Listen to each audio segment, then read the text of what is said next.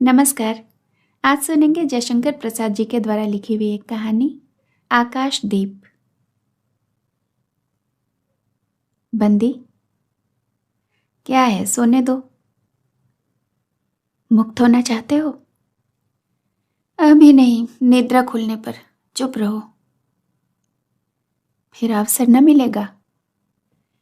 बड़ा शीत है, कहीं से कोई एक कंबल डालकर शीत से मुक्त कर देता।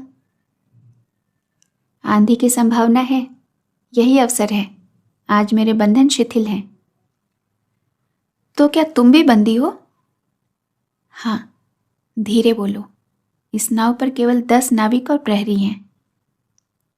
शस्त्र मिलेगा? मिल जाएगा। पोत से समृद्ध रज्जू काट सकोगे? हाँ। समुद्र में हिलोरें उठने लगी। दोनों बंदी आपस में टकराने लगे। पहले बंदी ने अपने आप को स्वतंत्र कर लिया, फिर दूसरे का बंधन खोलने का प्रयत्न करने लगा। लहरों के धक्के एक दूसरे को स्पर्श से पुलकित कर रहे थे। मुक्ति की आशा, स्नेह का असंभावित आलिंगन, दोनों ही अंधकार में मुक्त हो गए। दूसरे बंदी ने हर्षतिरेक से उसे गले लगा लिया। सहसा उस बंदी ने कहा, यह क्या, तुम स्त्री हो? क्या स्त्री होना पाप है? अपने आप को अलग करते हुए स्त्री ने कहा। शस्त्र कहाँ है तुम्हारा? तुम्हारा नाम? चंपा। तारा खचित नील अंबर और समुद्र के अवकाश में पवन उधम मचा रहा था। अंधकार से मिलकर पवन दुष्ट हो रहा था। समुद्र में आंदोलन था। नौका लहरों में विकल थी। स्त्री सतर्कता से लुढ़कने लगी। एक मतवाले नाविक के शरीर से टकराती हुई सावधानी से उसका कृपाण निकालकर फिर लुढ़कते हुए बंदी के समीप आ पहुंची। सहसा पोत से पथ प्रदर्शक ने चिल्लाकर कहा, आंधी! आपत्ति सूचक तूर्य बजने लगा। सब सावधान होने लगे। बंदी युवक उसी तरह पड़ा रहा। किसी ने रस्सी पकड़ी, कोई पाल खोल रहा था, पर बंदी युवक ढुलक कर उस रज्जू के पास पहुंचा जो पोत से संलग्न थी। तारे ढक गए, तरंगे उद्वेलित हुई, समुद्र गरजने लगा। भीषण आंधी पिशाचिनी के समान नावों को अपने हाथ में लेकर कंदुक क्रीड़ा और अट्टहास करने लगी। एक झटके के साथ ही नाव स्वतंत्र थी। उस संकट में भी दोनों बंदी खिलखिलाकर हंस पड़े। आंधी के हाहाकार में उन्हें कोई सुन न सका। अनंत जल निधि में उषा का मधुर आलोक फूट पड़ा। सुनहली किरणों और लहरों की कोमल सृष्टि मुस्कुराने लगी। सागर शांत था। नाविकों ने देखा, पोत का पता नहीं, बंदी मुक्त हैं। नायक ने कहा, बुद्धगुप्त, तुमको किसने मुक्त किया? कृपाण दिखाकर बुद्धगुप्त ने कहा, इसने। नायक ने कहा, तो तुम्हें मैं फिर बंदी बनाऊंगा। किसके लिए? पोताध्यक्ष मणिभद्र अतल जल में समा गया होगा नायक। अब इस नौका का स्वामी मैं हूं। तुम? जलदस्यु बुद्धगुप्त? कदापि नहीं। चौंक कर नायक ने कहा और अपना कृपाण टटोलने लगा। चंपा ने इसके पहले ही उस पर अधिकार कर लिया था। वह क्रोध से उछल पड़ा। तो तुम द्वंद्व युद्ध के लिए प्रस्तुत हो जाओ। जो विजयी होगा वही स्वामी होगा। इतना कहकर बुद्धगुप्त ने कृपाण देने का संकेत किया। चंपा ने कृपाण नायक के हाथ में दे दिया। भीषण घात प्रतिघात आरंभ हुआ। दोनों कुशल, दोनों त्वरित गति वाले थे। बड़ी निपुणता से बुद्धगुप्त ने अपना कृपाण दांतों से पकड़कर अपने दोनों हाथ स्वतंत्र कर लिए। चंपा भय और विस्मय से देखने लगी। नाविक प्रसन्न हो गए। बुद्धगुप्त ने लाघव से नायक का कृपाण वाला हाथ पकड़ लिया और विकट हुंकार से दूसरा हाथ कटी में डाल उसे गिरा दिया। दूसरे ही क्षण प्रभात की किरणों में बुद्धगुप्त का विजयी कृपाण हाथों में चमक उठा। नायक की कातर आंखें प्राण भिक्षा मांगने लगी।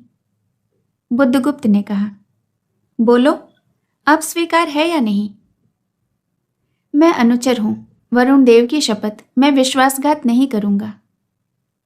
बुद्धगुप्त ने उसे छोड़ दिया।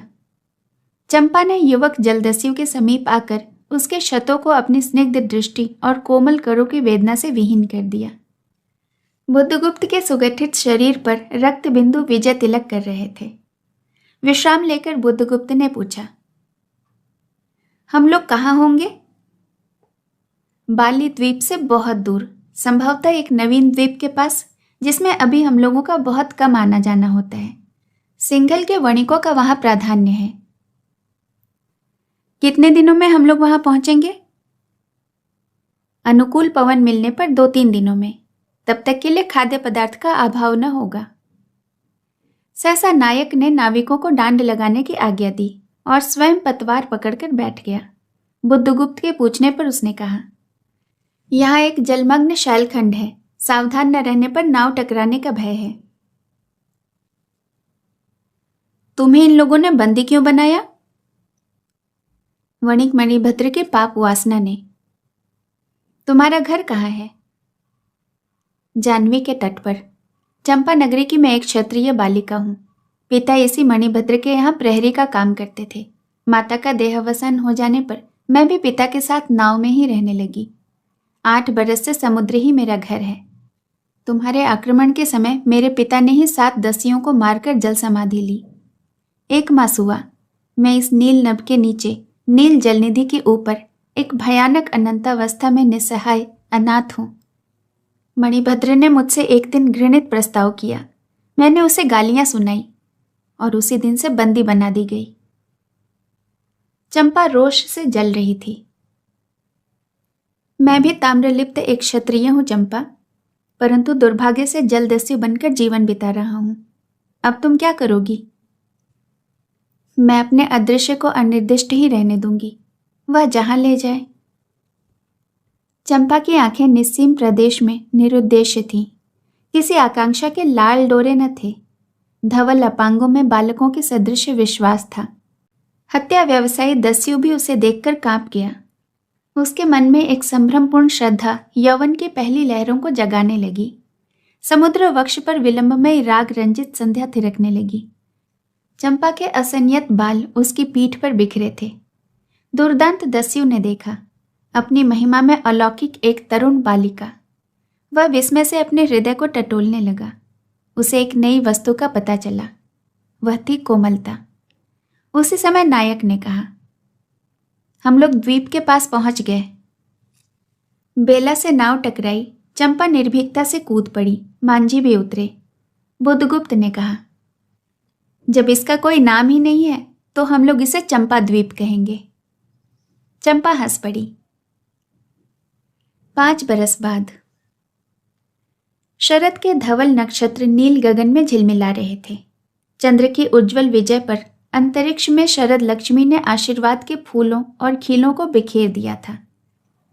चंपा के एक उच्च सौध पर बैठी हुई तरुणी चंपा दीपक जला रही थी। बड़े यत्न से अभ्रक की मंजूषा में दीप धरकर उसने अपनी सुकुमार अंगुलियों से डोरी खींची। वह दीपधार ऊपर चढ़ने लगा। भोली भोली आंखें उसे ऊपर चढ़ते बड़े हर्ष से देख रही थीं। डोरी धीरे धीरे खींची गई। चंपा की कामना थी कि उसका आकाश दीप नक्षत्रों से हिल मिल जाए, किंतु वैसा होना असंभव था। उसने आशा भरी आंखें फिरा ली। सामने जल राशि का रजत श्रृंगार था। वरुण बालिकाओं के लिए लहरों से हीरे और नीलम की क्रीड़ा शैल मालाएं बना रही थीं, और वे मायाविनी छलनाएं अपनी हंसी का कलनाद छोड़कर छिप जाती थीं। दूर दूर से घीवरों का वंशी झनकार उनके संगीत सा मुखरित होता था। चंपा ने देखा कि तरल संकुच जलराशि में उसके कंडील का प्रतिबिंब अस्त व्यस्त था। वह अपनी पूर्णता के लिए सैकड़ों चक्कर काटता था। वह अनमनी होकर उठ खड़ी हुई, किसी को पास न देखकर पुकारा, जया। एक श्यामा युवती सामने आकर खड़ी हो गई। वह जंगली थी। नील नभोमंडल से मुख में शुद्ध नक्षत्रों की पंक्ति के समान उसके दांत हंसते ही रहते।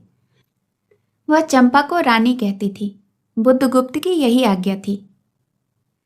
महानाविक कब तक आवेंगे, बाहर पूछो तो, चंपा ने कहा, और जया चली गई।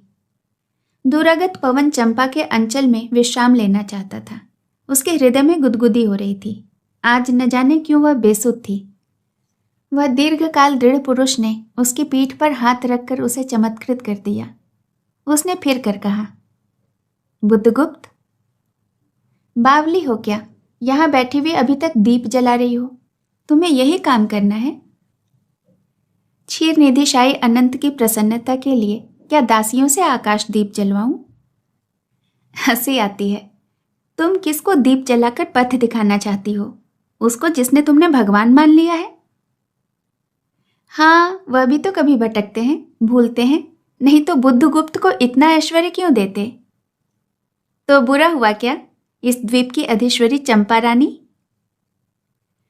मुझे इस बंदी गृह से मुक्त कर दो। अब तो बाली, जावा, सुमात्रा का वाणिज्य केवल तुम्हारे ही अधिकार में है महानाविक। परंतु मुझे उन दिनों की स्मृति सुहावनी लगती है जब तुम्हारे पास एक ही नाव थी और चंपा के उपकूल में पन्ने लाद कर हम लोग सुखी जीवन बिताते थे। इस जल में अनगिनत बार हम लोगों की तरी आलोक में प्रभात की तारिकाओं की मधुर ज्योति में थिरकती थी बुद्धगुप्त। उस विजन अनंत में मांझी सो जाते थे, दीपक बुझ जाते थे, पर हम तुम परिश्रम से थक कर पालों में शरीर लपेटकर एक दूसरे का मुंह क्यों देखते थे? वह नक्षत्र की मधुर छाया। तो चंपा, अब उससे भी अच्छे ढंग से हम लोग विचर सकते हैं। तुम ही तो मेरे प्राणदात्री हो, मेरे सर्वस्व हो। नहीं नहीं, तुमने 10वीं वृत्ति छोड़ दी, परंतु हृदय वैसा ही अकरुण, सतृष्ण और ज्वलनशील है। तुम भगवान के नाम पर हंसी उड़ाते हो, मेरे आकाश दीप पर व्यंग कर रहे हो नाविक। उस प्रचंड आंधी में प्रकाश की एक एक किरण के लिए हम लोग कितने व्याकुल थे। मुझे स्मरण है, जब मैं छोटी थी, मेरे पिता नौकरी पर समुद्र में जाते थे। मेरी माता मिट्टी का दीपक बांस की पिटारी में भागीरथी के तट पर बांस के साथ ऊंचा टांग देती थी। उस समय वह प्रार्थना करती थी, भगवान, मेरे पथभ्रष्ट नाविक को अंधकार में ठीक पथ पर ले जाना। और मेरे पिता बरसों बाद लौटते तो कहते, साध्वी, तेरी प्रार्थना से भगवान ने संकटों में मेरी रक्षा की। वो गदगद हो जाती। मेरी माँ। आह नाविक, यह उसी की पुण्य स्मृति है। मेरे पिता, वीर पिता के मृत्यु के निष्ठुर कारण जलदस्यु, हट जाओ। सहसा चंपा का मुख क्रोध से भीषण होकर रंग बदलने लगा। महानाविक ने कभी उसका यह रूप न देखा था। वह ठठाकर हंस पड़ा। यह क्या चंपा, तुम अस्वस्थ हो जाओगी, सो रहो, कहता हुआ चला गया। चंपा मुट्ठी बांधे उन्मादिनी सी घूमती रही। निर्जन समुद्र के उपकूल में वेला से टकराकर लहरें बिखर जाती थीं। पश्चिम का पथिक थक गया था, उसका मुख पीला पड़ गया था। अपनी शांत गंभीर हलचल में जलनिधि विचार निमग्न था। वह जैसे प्रकाश की उन्मलिन किरणों से विरक्त था। चंपा और जया धीरे धीरे उस तट पर आकर खड़ी हो गई। तरंग से उठते हुए पवन ने उनके वसन को अस्त व्यस्त कर दिया। जया के संकेत से एक छोटी सी नौका आई। दोनों के उस पर बैठते ही नाविक उतर गया। जया नाव खेने लगी। चंपा मुग्ध सी समुद्र के उदास वातावरण में अपने आप को मिश्रित कर देना चाहती थी। इतना जल, इतनी शीतलता, हृदय की प्यास न बुझी। पी सकूंगी? नहीं। तो जैसे बेला में चोट खाकर सिंधु चिल्लाता है, उसी के समान रुदन करूं, या जलते हुए स्वर्ण गोलक सदृश अनंत जल में डूबकर बुझ जाऊं? चंपा के देखते देखते पीड़ा और ज्वलन से आरक्त बिंब धीरे धीरे सिंधु में चौथाई, आधा, फिर संपूर्ण विलीन हो गया। एक दीर्घ निश्वास लेकर चंपा ने मुंह फेर लिया। देखा तो महानाविक का बजरा उसके पास है। बुद्धगुप्त ने झुककर हाथ बढ़ाया। चंपा उसके सहारे बजरे पर चढ़ गई। दोनों पास पास बैठ गए। चंपा, इतनी छोटी सी नाव में इधर घूमना ठीक नहीं। पास ही वह जलमग्न शैलखंड है, कहीं नाव टकरा जाती या ऊपर चढ़ जाती तो? अच्छा होता बुद्धगुप्त, जल में बंदी होना कठोर प्राचीरों से तो अच्छा है। आह चंपा, तुम कितनी निर्दयी हो। बुद्धगुप्त को आज्ञा तो देकर देखो, वह क्या नहीं कर सकता। जो तुम्हारे लिए नए द्वीप की सृष्टि कर सकता है, नई प्रजा खोज सकता है, नए राज्य बना सकता है, उसकी परीक्षा तो लेकर देखो। कहो चंपा, वह कृपाण से अपना हृदय पिंड निकालकर अपने हाथों अतल जल में विसर्जन कर दे। महानाविक, जिसके नाम से बाली, जावा और चंपा का आकाश गूंजता था, पवन थर्राता था, घुटनों के बल चंपा के सामने छलछलाई आंखों से बैठा था। सामने शैलमाला की चोटी पर हरियाली में विस्तृत जल देश में नील पिंगल संध्या, प्रकृति की सदृश कल्पना, विश्राम की शीतल छाया, स्वप्न लोक का सृजन करने लगी। उस मोहिनी के रहस्यपूर्ण नील जाल का कुहक स्फुट हो उठा। जैसे मदिरा से सारा अंतरिक्ष सिक्त हो गया। सृष्टि नील कमलों में भर उठी। उस सौरभ से पागल चंपा ने बुद्धगुप्त के दोनों हाथ पकड़ लिए। वहां एक आलिंगन हुआ, जैसे क्षितिज में आकाश और सिंधु का। किंतु उस परिरंभ में सहसा चैतन्य होकर चंपा ने अपने कंचुकी से एक कृपाण निकाल लिया। बुद्धगुप्त, आज मैं अपने प्रतिशोध का कृपाण अतल जल में डुबा देती हूं। हृदय ने छल किया, बार बार धोखा दिया। चमककर वह कृपाण समुद्र का हृदय बेधता हुआ विलीन हो गया।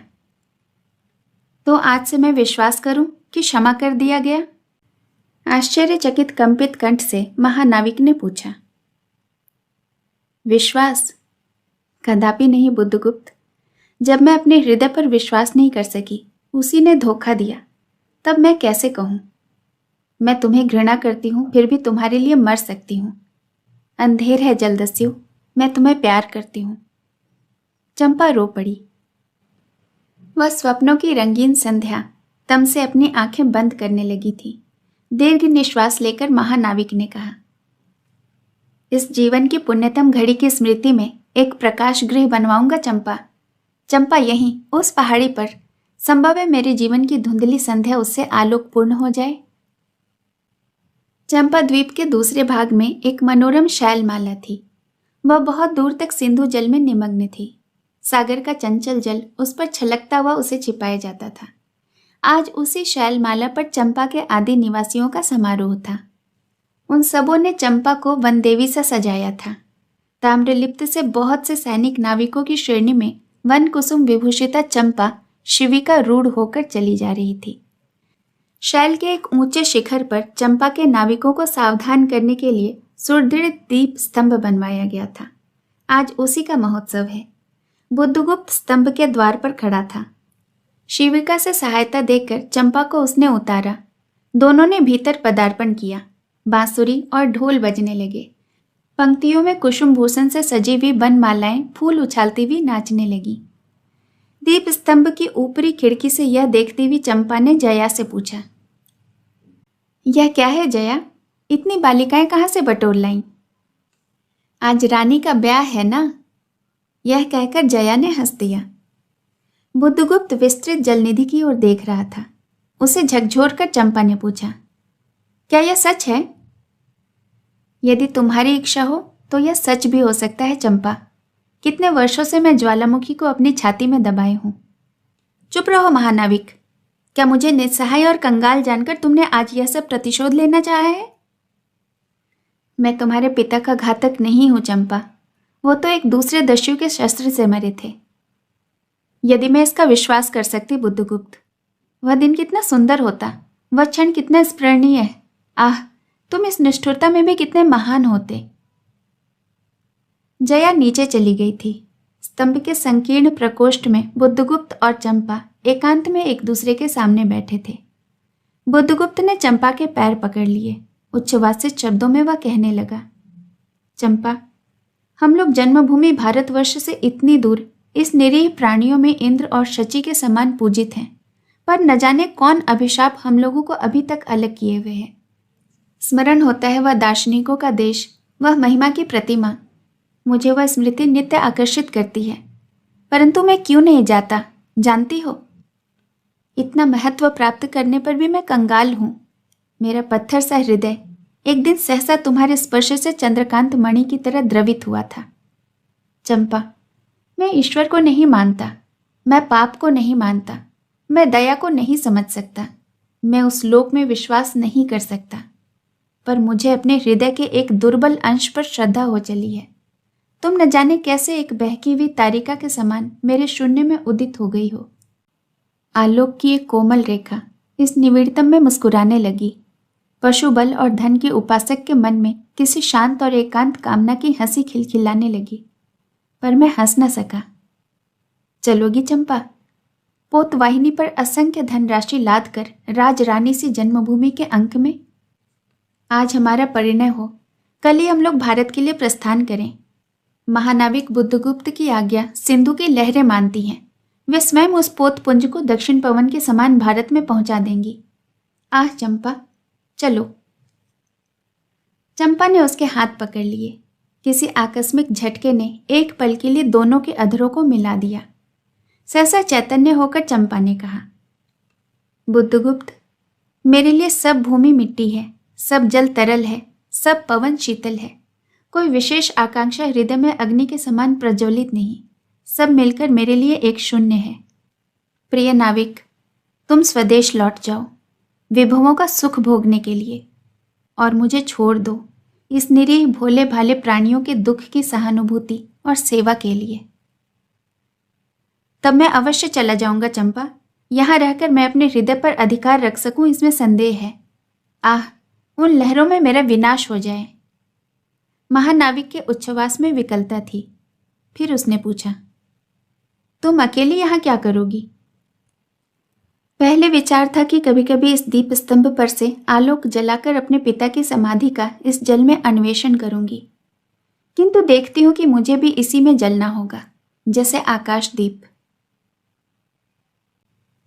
एक दिन स्वर्ण रहस्य के प्रभात में चंपा ने अपने दीप स्तंभ पर से देखा। सामुद्रिक नावों की एक श्रेणी चंपा द्वीप का उपकूल छोड़कर पश्चिम उत्तर की ओर महाजल व्याल में समान समंतरण कर रही है। उसकी आंखों से आंसू बहने लगे। यह कितने ही शताब्दियों पहले की कथा है। चंपा आजीवन उस दीप स्तंभ में आलोक जलाती रही, किंतु उसके बाद भी बहुत दिन दीप निवासी उस माया ममता और स्नेह सेवा की देवी की समाधि सदृश पूजा करते थे। एक दिन काल के कठोर हाथों ने उसे भी अपनी चंचलता से गिरा दिया। कहानी सुनने के लिए